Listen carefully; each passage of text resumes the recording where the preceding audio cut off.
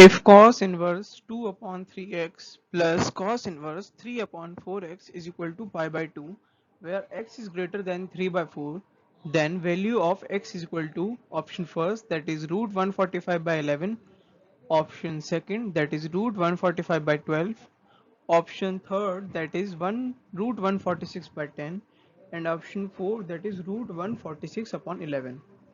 Now, in order to solve this question, we will move on to the next page. As we can see, this is the equation that is provided to us. When we will take the cos inverse 3 upon 4x onto the 2 upon 3x onto the other side, we will obtain this equation, that is this part. Now, from the property of sine to cos and cos to sine conversion, we can write that pi minus 2 minus cos inverse x will gives out sine inverse x. That is, cos inverse 3 upon 4x can be equated to sine inverse 2 upon 3x, as we can see in this equation right here.